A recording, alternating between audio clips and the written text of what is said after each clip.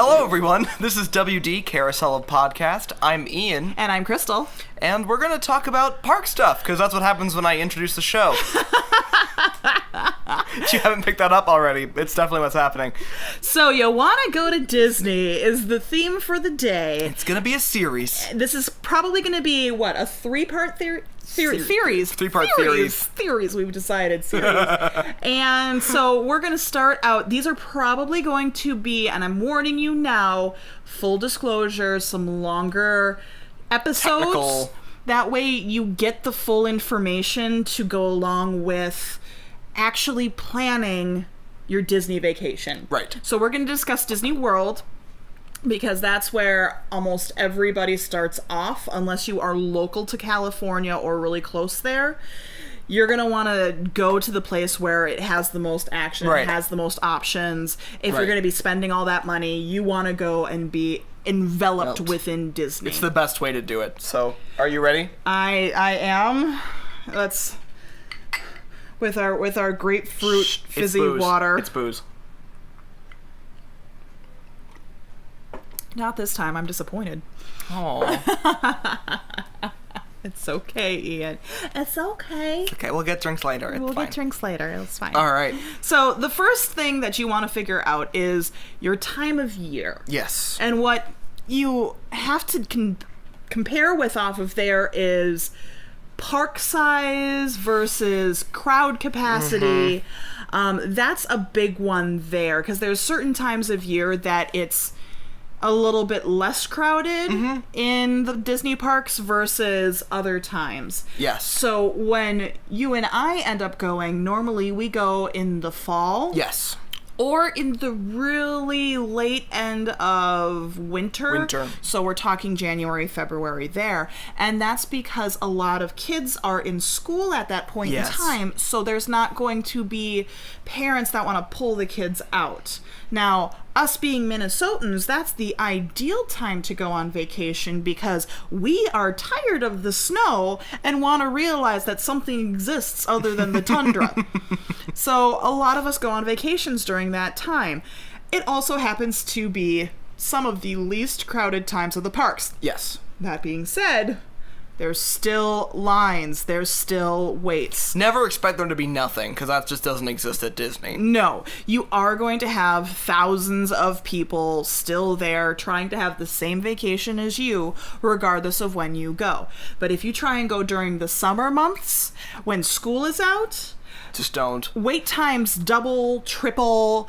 You're going to have so many kids, and you're not going to be able to even walk through the park. On a kind of somewhat related note, the other thing is Florida in summer is like standing on the surface of the sun.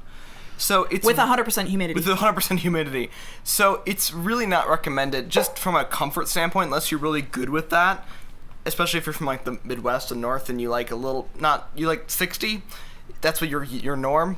I wouldn't go in the middle of the summer. It's just really a lot. Another thing to think about as well is when you're wanting to go, what events are going on at that time, what festivals are going on. So that's one of the reasons why we like to go in the fall, because they have food and wine as well as Mickey's Not So Scary. If you want to go around Christmas, and so you can see the Mickey's Very Merry Christmas Party, go earlier in November so you don't have to battle the holiday rush that's going to come in December. Right. Because everyone's going to want to see it then, because it's super close to Christmas. Or the other Epcot festivals as well. We have a whole video of Epcot festivals, so feel free to check them out. And if there's one there that you're really connected to, by all means go for it, but just find a time. And there's plenty of websites out there for you to be able to say, crowd level's going to be a lot better this time versus this time. Right. Is it spring break? Right. Where, again, families come out, or is that done now and you might be able to catch it for a couple weeks? Right. So that's going to be a big part of your planning. Yes. And then the next tier down on this is, where do you want to stay? Are you a family that's going to stay on Disney property, or are you going to try and save a few bucks by staying off property? Right. Now, there's complete night and day differences between the two.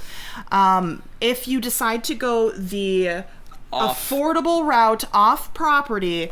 I'm calling it the affordable route because, with air quotations, because there are so many additional perks that come along with Disney. Sometimes they can even themselves out. Yes. So you have to, if you're staying off property, you have to either drive onto property to go to the parks or take an Uber or something along those lines, which means then you're paying for parking or the Uber, which is a minimum of $20 per person, or one way or whatever the direction is. Right. So does that really compete with the extra, cost of staying on property? So a Disney All-Star Resort, sometimes you can get as low as $100 per night. Right. And so $100 per night versus something that you can get for $50 a night off property at something that is not as nice, and you still have to drive or take the Uber. Right. Is it worth it? Right. Another thing to think about is when you're staying on property, you get the special magic hours. Yes. And actually, before we get to all that, another big thing there is if you're staying on Disney property, you get the Magic Express. Yes, so you get transport to and from the airport. Orlando. Now, it's specifically you can't go to Tampa or you can't go to the MCO. You have to be MCO. There's a secondary airport at Orlando that I was previously unaware of, but my family from Florida told me about this. That one doesn't do it either, so you have to be going from Orlando International, MCO. And if you do that and you pre-arrange it with Disney, and especially if you're on a couple of their main air carriers, like a Delta or United or one of those, they actually let you just get off the plane, don't grab your bags, jump on the Magic Express, walk to your room. By the time you get to your room, your bags are there. Yep, you don't have to worry about waiting at the carousel to pick up your bags, which is a great thing. And then they even have on the way out, you can drop your bags off at the concierge for some of the hotel or for some of the flight companies, and they'll check the bag to the airport and get all that done for you too. Right. So that's a huge thing as well. And it's free. So if you're staying on property at any level of resort, you're not paying for that service. And imagine, the kind of cost that it would take to get yourself to a Best Western, or how much time it would take to wait until you got your luggage and then haul it around, get it into the taxi or the Uber. Don't take a taxi. Don't never take a taxi. Just take an Uber. Uber. Or Lyft. Not that we're being endorsed by Uber, but not. Though we could be. I actually did the price comparison. Uber's cheaper down there versus Lyft. Is it? Mm-hmm. We took Uber when we were down there. So yeah, it's a good way to go, and that's how we got when we were when I did my dual Universal Disney trip. Mm-hmm. We started at Universal at my insistence, and we stayed at the Best Western. That was decent over there, and then we just took an Uber, put our Magic Bands on, and walked right into our resort. And then we were in, and then you're done the rest of the trip. Mm-hmm. It's really nice.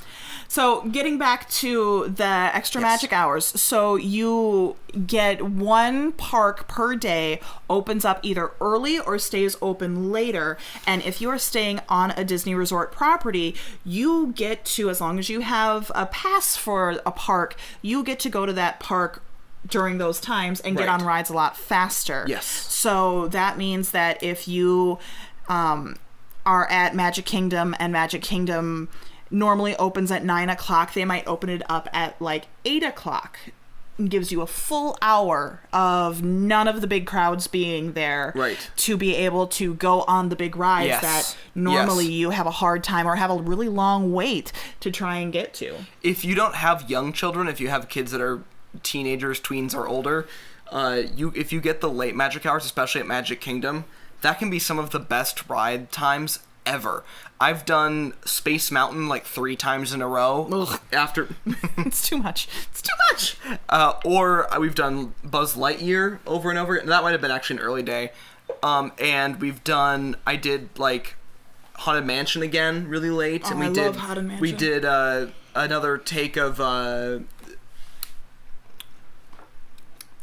the Big Thunder Mountain. Okay. We did that one again. It's the wildest ride in the wilderness. Exactly. And so we were able to do that after all the crowds had cleared out after the show, and we were done. And we could just go in and have our full run of the park. We were just sprinting around to different parts of the park because it was empty. So it's really, really cool if you can get those extra magic hours. And that's free. Yes. So again, comparing $100 staying on property at an All-Star versus $50 staying off property for a night, is that worth it to add that in? Not to mention getting into other transport options when you are staying on property. All the transportation's free, not just the Magic Express from the airport, but you get buses everywhere that you can drive around and ride around and not have to worry about a car or parking or any of that. There are boats that you can take all over the place. And those are fun. And Monorail is the other one that's free. And they're going to also be coming out with a Skyliner pretty soon too. So there's tons of Disney transportation ways to get around for free that you don't have to worry about at all if you're staying on property. Yeah. So when we're going down in September, so we're a month out, we're going to have transport to our resort. We're going to be able to go from the resort wherever we want, and we don't have to pay a single dime for any of it. There is nothing that is... I think that's really the biggest point for staying on property, is transportation. Yes. I mean, there's a lot of reasons, but with transportation, you don't have to lift a finger in terms of getting to the park you want to go to that day. You literally have your coffee, get out of bed, or probably in the other order, and, walk out the door, walk to the stop you want to go to at your resort, and go to your park. There is no having to park, there's no anything, and it's just this Disney transportation network. And they drop you off right up front. Right there. So you don't have to do the big long walk through the parking lots. They even have trams through the parking lots to try and help save your legs a little bit from getting tired before you even get into the parks. If you're walking, but that's a lot of wasted time.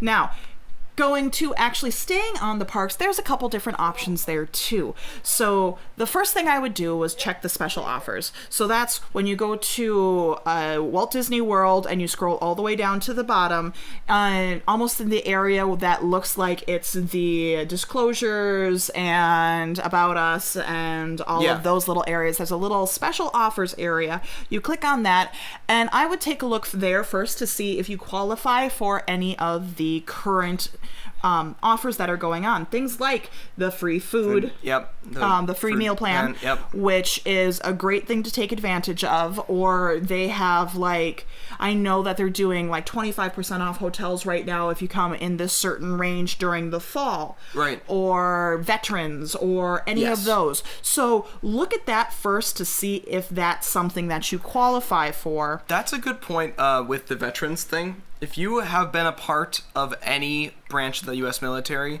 there is Shades of Green. Past or present, yep. Shades of Green is, I've heard, a beautiful resort. It is gorgeous. It was built by Disney. It's currently on lease to the U.S. Armed Forces. The only people allowed on that property have to have the military IDs, so or the family of. Yes. So it's not like you and I would be able to do a review of it because we're not military. Right. But someone that is military staying there could invite us to walk around but there. Almost everybody has to have a connection to the military. So it's a really great resort. It's beautiful. I think there's a couple of golf courses connected. Yep.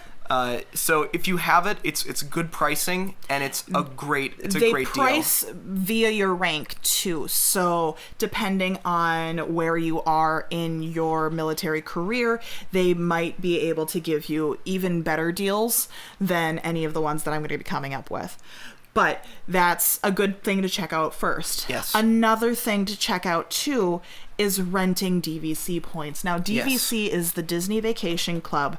That is a timeshare system that Disney has. And there are places and websites. We are not affiliated with anything from Disney or any of those sites, but have used them. We'll continue to rent DVC points. That's how we got such an amazing deal for our September vacation coming up. I have a friend of mine who's a DVC member, and she wasn't going to be able to use her points, so she rented points out to us, and we got a really, really good discounted rate for where we're staying. I mean, it's amazing. And there are websites, even if you don't know someone who has DVC points, that you can go to. Just search DVC rentals. The first one's going to be David's Vacation Center or something like that. I don't know. But David's has a really good, like, points to dollar calculator. So what the hotel room is for points and what that actually means for them. I think right now they're renting out at $17 or $18 a point. Okay. And each hotel has a different amount of points per night for your stay. So you just put in the calendar how long you plan on staying, and then it'll bring up all of the resorts. And those resorts are actually the really nice ones. They really are. Before we were talking about the All-Stars, which are the value resorts. They're the really low, you know, on the totem pole as far as Disney goes, resorts. And those are going to be the cheap ones. Those are going to be about $100 to $150 a night. They're still very nice, though. I've done that still for the first time, That's and they're why really I nice. said Disney's cheapest resorts, but they compare very well to other nice, medium, moderate resorts. They're gonna exceed your expectations for like a decent Best Western. Without a coffee maker. They're gonna be don't even bring up the coffee maker. But they are definitely a step up from that, and they do have Disney theming, and they have access to all the stuff in a food court. They have some of the best Disney theming as far as just walking around, and you're going to see those cartoons that, you know, have been part of our lives forever, whereas some of the higher deluxe resorts, which are the resorts that you get for the Disney Vacation Club, you're going to see a lot more subtle theming as far as Disney in your face. Right. But you can find a really nice resort for really affordable there too. Yeah. So I would check that out as well. But it also depends on what you're looking for. So a lot of those DVC resort rooms have a full kitchen. Do you need a full kitchen? Do you want the room service every night? Because those DVC rooms don't have room service every night or every day to, you know, clean up and tidy up and do all of that. Right. You're renting a house essentially, so you gotta clean up after yourself like an adult. But that's an option for you as well. Right. But, you know, look there too. And then it really just depends on how many people are coming with you as well. So are you going to be just a couple people and you just want to get as cheap as possible? Or are there going to be a lot of you going where you could get a higher end room and share it between people? And that's what happens with like Art of Animation. Art of Animation is considered a value resort, but it has the big family rooms. So even though the pricing is more expensive, they have individual actual rooms for the different family members to be able to share and have their privacy. Which is very cool. I know very little about Art of Animation because it's more recent and I haven't been a part of it as much. But from what I've heard, it's one of the newest resorts, and it's one of the most interesting in terms of fact of, like, you know, theming and layout. So it's very cool. So figure out where you want to go, and then I would do a side-by-side comparison to Disney's actual offers as well, and see what's out there, see where you want to go, find out what's under construction and what's not too, because Disney's constantly under construction. 2 of their main moderate resorts right now are under construction so much that I would not stay there. But they might give a better discount. So if you don't plan on staying in the resort room too often, it might be a good way to knock off a couple bucks but stay at a nice place, and then be able to go explore the resorts or the parks during the day. Yep. Next thing, length of stay, and that's a big one. And primarily not just because how long do you want to actually have to put up with your family, love you, but prices change depending on how long you're staying, and there is a tipping point as far as things go for where it actually makes more sense. And this is where we're going to talk a little bit more about tickets. So if you're buying tickets to the parks, you're going to be expected to pay, if you pay at the gate per day for one park, you're going to be paying about $115 to $125 depending on which park you go to. If you buy a bunch of days together, they do lower the price a little bit. But where the tipping point is 3 days, you're at about $303. 4 days, you're at about $380. 5 days, you're at about $390. So you see how all of a sudden it went from being $100 a day to where it barely added a little bit more. So you're only paying an extra like $10, $15 per person to add another day.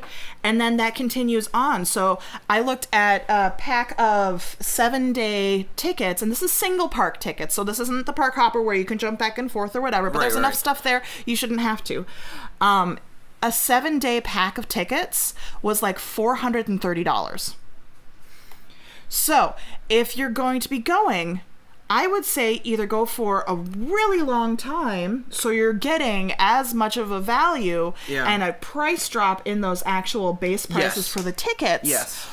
Or do like what we're doing and know when you're going, because we're only going for a few days, and then we bought 2 regular day tickets and we bought a special event ticket to Not So Scary. Yes. Which is a hard ticket. It's not part of that bundle, so it wouldn't have really mattered either, but it was the same. Actually, it was a little bit cheaper than those prices. It was. And that allows us to get into the parks at 4 o'clock in the afternoon and have until about 1 o'clock at night in the morning to be able to have the parks almost essentially just to ourselves and the other people that are part of that group. Yeah. So we're going to be able to power through almost everything. But that's what we've decided to do because we're doing a shorter trip. Right. So if you go there for a longer time, I'd say get the bundle, or even think about possibly if you are going to be a family that goes multiple times in a year, that's where I would think about the annual passes. Yes. Annual passes are going to be around $850 to about $950, depending on if you're going with a single park per day versus park hopper versus the park hopper with the water parks. Yes. So it adds about an extra $100 for the water parks. But the thing about those is I would get them at the beginning of the month of the trip that you're going, so say that we're going in September, because we are, and we get them in September. We have through the end of next September to use them as many times as we want. So essentially you could be getting 13 months out of a pack of annual passes. Yeah. So $850 for as many times as you go. If you go 2-3 times a year, that could be worth it because you can't take a 7-day bundle and divide it up between multiple trips. No. But if you're going to be doing multiple small trips, that might save you in the long run, because then you can do the park hopper and go see whatever you want, whenever you want, have dinner, in Animal Kingdom, and then, go see Illuminations at Epcot for the show. I don't know. But you have that option. So figure out how many times you're going to be going. And then the other one that there is a little trick to is when you get the Park Hopper Plus passes. So there's 3 different levels of tickets. Yes. There's the standard tickets, there's the Park Hopper, and the Park Hopper Plus, which include the water park tickets. Gotcha. And so if you buy water park tickets for a certain number, or the Park Hopper Plus tickets for a certain number of days, you get the same number of days in water park. So if you buy a 3-day Park Hopper Plus for the parks, you get 3 days worth of parks and 3 days worth of water parks, essentially making that a 6-day trip. Oh, I see. I thought that was just like once you activated it, it was activated for all the stuff that day. So they double out? It doubles it out. Oh. So if you get a 4-day Park Hopper Plus, you have 4 park days and then 4 water park days. And you could do park, water park, water park, water park, and go back and forth. Very but cool. You essentially double the tickets for a more affordable ticket. You're only buying 4 tickets instead of buying 8 tickets. Now that's where the tipping point is, so it's not as big of a deal. But thinking about that two park thing that you're paying, $200 for 2 park passes, and then having to pay whatever it is for anything extra that you want to do, whether it be the water parks, whether it be more park passes. Just getting the Park Hopper Plus would extend that vacation to 4 days worth of things to do. Right. So that's an idea as well. Moving on to food. Yes. So part of the big thing about going on these vacations and what can get really expensive is food, especially down in Disney. We're talking your normal burger and fries will cost you $12 to $15. That's just the way of it. That's just the nature of the beast. Yeah. There are a lot of different options within Disney, and there are 3 different levels of food that you can get at Disney. There is the snack, there is the quick service, which is kind of your counter service meal, the burgers, fries, a lot more stuff there, but you just walk out with your tray and go sit down, and then the table service. Table service is where you actually have the waiter come out and, take your order, get your drinks, and do all the hullabaloo that goes along with it. Standard table restaurant, sit-down restaurant. When you go to Disney, figure out how much food you're actually going to be eating. And what I mean by that is, are you a person who eats a lot of food, or are you a person who only eats a little bit? Mm-hmm.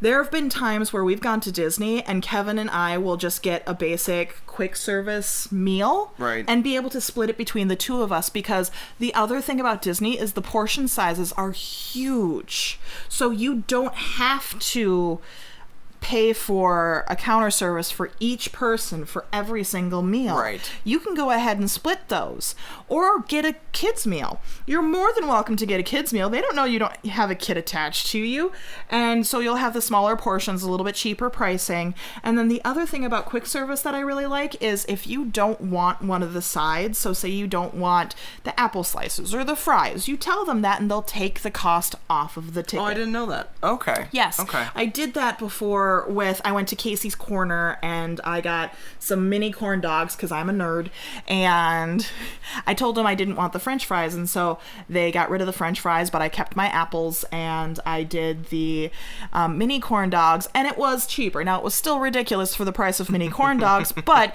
it was more affordable than it would have originally been, and I didn't waste food. Right. Another thing that you can do with the parks is bring in your own food. You are allowed to bring in outside food and beverage as long as it's not alcohol, and eat it in the park. So people can bring packed picnics, they can leave, grab stuff, bring it back in, and you're even allowed to bring in some soft-sided coolers. Oh, really? No hard-sided, no rolling coolers. You're not going to have a place not for the it. ride-on cooler. No, but if you have yogurt that you want, cheeses, you can bring in a soft-sided cooler and set up a little picnic, which nice. I think would be beautiful in the Magic Kingdom hub. With all those new little green areas that they have. Yes. That most people avoid because they don't know you can walk in the middle of there. Ah. Perfect. Now you know. But feel free to bring in your food. And same thing with the resorts. You're not required to eat their food. In fact, the resorts, you can have Amazon delivered to them. Really? Yes. You can have an Amazon order sent directly to your hotel, I think up to a week ahead of time. Now, I wouldn't do that with food, but if you're buying things like a collapsible stroller because you don't want to have to carry it through the plane or something, feel free to have that delivered. If you want to have diapers, formula, or do the Amazon, food where it's delivered through there, you can get things like your Starbucks coffee cans, which is what I live on, or donuts or whatever. You can have anything delivered to the hotel and they'll have it for you. Fruits, vegetables, all of that at Amazon prices, which are still a little bit more expensive, but cheaper than paying Disney prices. Yeah. So feel free to get those ordered, plan it. If you are in a room that has a full kitchen, fill up the kitchen, use the oven, use the stove. They have the tools there for you in those rooms to be able to cook. Yeah. So you'll have the frying pans, you'll have the cookie sheets. Take advantage of them. Pack yourself a lunch. That's going to be the cheapest way to eat food at Disney. The other thing is, if you're on the Disney dining plan, learn the Disney dining plan. We have a full video to that, and where we discuss exactly what is on each tier, how to take the most advantage of it. I would recommend checking that out if you are part of it or even interested. I'm sure we'll have a link somewhere around here. Probably down, is my guess. In regards to this. So check that out if you have any questions about food in addition to what we've already discussed. Right. The other thing that I want to bring up involving transportation, there is one little hack, is if you are staying off property, You can park at Disney Springs for free. And then take Disney transportation from there anywhere inside of the Disney resort. So that could be free transport to the other resorts, free transport to the parks. You do need to get back to your car at one point in time, but Disney Springs is open late. Very, very, very, very late. I think it's like 2, 3, 4 in the morning, something like that. So it's not like you have to worry about your car being towed.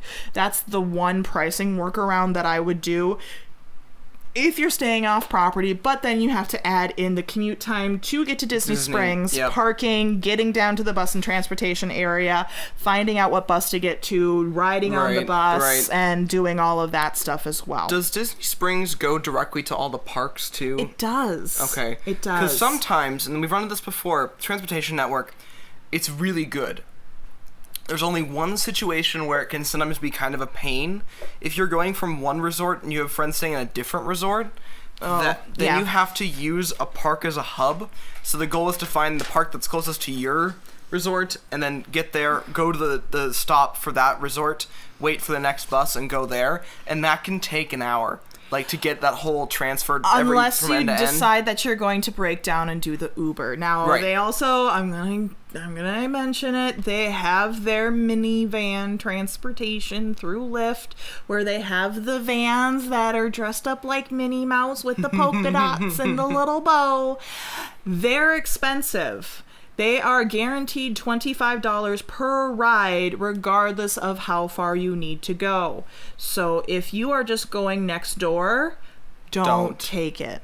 Okay? If you are going from one end of Disney property to the complete opposite side, maybe, because then you're going to be saving a lot of time, and then you have to weigh your pros and cons. Right. Like, that might be what we end up doing when we go to play mini golf, because mini golf is at the Swan and Dolphin, which is not officially part of the Disney family. Right. But it's on property. Is that part of the network, though? Yeah, I think it is, but, we could have a hard time getting back and forth between all these places. Right. It's might be easier. I don't know. We're going to figure it out in the moment. We'll let you know. We'll get back to you on that one. So next, I'm going to just get into some pricing for you guys. I did price out what a vacation would be in mid-November for 7 days as well as a 3-day. So the 7-day, we're doing a family of 4, 2 adults, 2 children. If they stay at All-Star, I think it was Music. Yes, it was All-Star Music for the full week, 7 days. You're going to be paying, before taxes, $873 and some change. Okay, so not bad for 7 days, especially staying on Disney property. Right. Okay.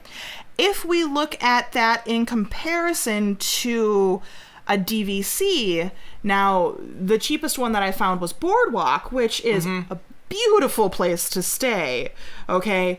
Much higher quality than the All-Star Music is. Right. So just so you know, we're not comparing apples to apples as far as these resorts go. But pricing wise, it's only $1,088. It's not bad. Not bad at all. So you are paying about $250 more, but the quality of stay, and that's for the full 7 days, the quality of stay is going to be much higher. You're going to be right next to Epcot, so you can literally walk to Epcot. It is that close. Or Hollywood Studios, you take a boat, which is right there, and you're able to get right to the parks. You don't have to worry about waiting in the big long lines. It's all there for you. And if you have kids, the boats are a really fun way to get places. Definitely. So, pros and cons there. 7 days is $250. Too much for you to spend to have all of that convenience? It's up to you. And then if you just click on their with ticket pricing, so they like to do their bundles because they want to wrangle you in with convenience to make it a little bit easier for you. Right. Pricing jumps up for the full 7 days to $2,396 and some change, but that only gives each person 4 days worth of park tickets. Okay. It's not the full 7 days worth of park tickets. Oh. So I didn't know that. So you are going to be paying for 4 days. And then you have 3 days where we love our days off in Disney. Don't get me wrong. It's a perfect way to spend your vacation because you don't have to go park. In fact, I don't like going park. There's so much other stuff to see and do that's free. That'll be in the next one. And so you take advantage of that. But when we're doing comparisons, I want you to understand.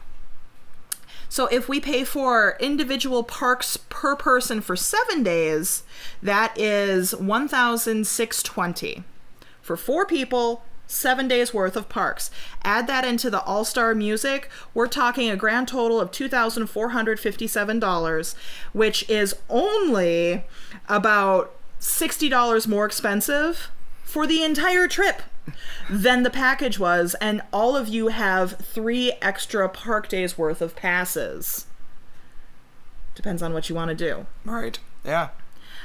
And then, so if you go to a breakdown and just divide that by the 4, $614 a person. Which honestly, for a Disney vacation, 7 days worth of park passes and staying on property, not bad at all. Not bad at all. You pay more for a cruise, and you're not going on those parks and don't have those options. Right. It's really affordable when you look at it this way. Now, if we pop over to an adult, so you have a couples weekend, we do a 3-day, 2-night couples weekend, and we'll go up a little bit. We'll go to Coronado Springs just because, you're adults. You want to be a little bit fancier than where the kids and all of the cheerleaders with their tournaments stay. Yeah. We're talking for the 3 days, $398 a night, okay? If you went DVC and went with their value studio, you're talking $336 for the full stay. Oh, that's not bad. And I'm sorry, Coronado Springs was $398 for the full stay. So you're saving about $60 by doing DVC. And then there, the 3-person park passes for 2 people would be $610. We knew that was going to be about $100 per person per day. Right. That's standard. There's no working around that if you plan on going to the parks every day. Right. So for a grand total on that one, we're talking, $946. Divide that by the 2 people. You're only talking about $473 per person. Right. For a 3-day vacation. Which, again, is not that bad when you're talking about Disney. Right. Now, adding in all the extra stuff like food and souvenirs and other things, which we'll talk about in the next video, that's where Disney gets their money. This stuff, there's a lot of ways to tweak it and work it and make sure that you're getting the best deal. And like I said, even in the adult stay, 3 days there, you don't have to be at a park every single day. Right. And that could save a lot of money. And I mean, I don't want to go to a park every single day. I don't want to be crammed in with people every single day having kids running around. That's not the vacation that I want. So I would probably, drop a day at least worth of park passes and then go do something else. So that would be even cheaper in the long run. That would drop that down to $300 something for the trip per person. Right. Now, that's not including transport and travel. That's not including airfare. I will also say, depending on what you want to do, if you fly down, I'd stay there to take the Disney transport and get it for free. Then I also just wanted to say one more thing about staying at resorts. Disney this spring did decide to jab at you one more time, and if you are parking your car at the Disney resorts, they will charge you an additional per day fee. So take that into consideration if you're driving down versus flying down. If you want to try and save money because you're driving, then you have to pay for parking versus having to pay for airplane tickets. That's something to take into consideration too. But other than that, that's the full spiel for the first episode. We went through a lot of stuff. If you have any questions, please reach out to us. We are not Disney vacation planners. No. We are not affiliated. This is just through personal experience and a lot of research because I'm a research nerd. And the best way to make Disney affordable, because people say that Disney is too expensive and it doesn't have to be. Right. So if you want any answers. I'll see if I can, I'll do my best. Reach out. Other than that, I think we're going to wrap episode 1 up in this series. Yeah, absolutely. So thank you so much for watching and listening. My name's Crystal. I'm Ian. And I hope you guys have a great, big, beautiful tomorrow. Great, big, beautiful tomorrow. Just a dream away.